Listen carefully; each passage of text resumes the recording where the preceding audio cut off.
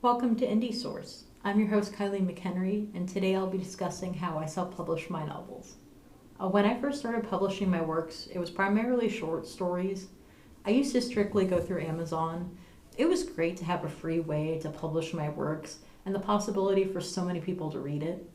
Many years later, though, I followed the advice of an author YouTuber that I follow. Her name is Jenna Moresi. She gave such great advice on different ways to publish your books, and that worked for her to give you more revenue. So I started implementing this myself, and I definitely saw a change in how things worked. The first thing to keep in mind is to make sure that you have everything under non-exclusive rights for your printing.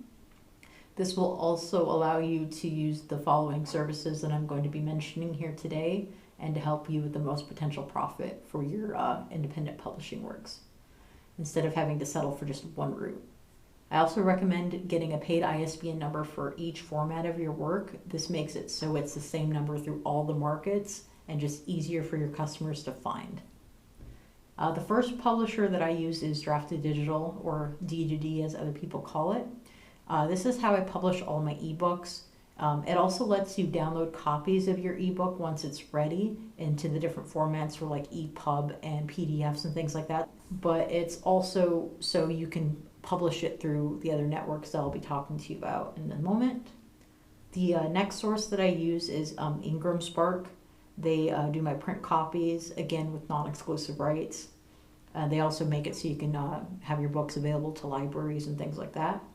And lastly, I use Findaway Voices, which is another thing with Drafted Digital. It's for the audiobooks. And for all three of these routes, I don't check off the Amazon with it. I'll get to that in just a moment. But those are the three primary routes that I use. Again, me personally, I will pay to have the editing and stuff done for my novel first. For the narrators, I don't do royalty share. I just do a flat hourly rate for them for the works, just so I own all the rights and I can decide when and where to publish what I have. Everything is always commercialized rights. The reason why I do Amazon separately is because for multiple reasons.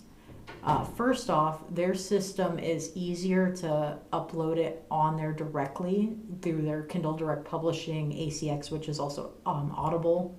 But it's just easier to input the books into their system personally, make sure it's non-exclusive. The books to read link page, so everything is accessible on one link for free through the Drafted Digital site, but you're still getting the most revenue, and it's less processing time to go straight to Amazon than it is to try to do it through the other party, through Drafted Digital or Findaway or Ingram. It takes so much longer for your book to be processed, and it could slow down your actual release date. So that's why I do it specifically that way. Draft Digital, I have noticed, has the most competitive rates for authors for the ones that I've worked with so far. It gives you a higher percentage of royalties than the other sites have, and it has so many free tools so you can market your book easier, like through the link, the one static link, being able to get your book to libraries and things like that. Navigation menu through Findaway Voices also is relatively easy.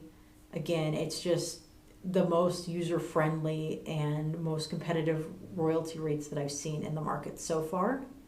But please tell me what you guys use in the comments section below, just so I can kind of have an idea, because I always like to do my research. Thank you so much for tuning into today's podcast, and I hope to see you guys in the next one.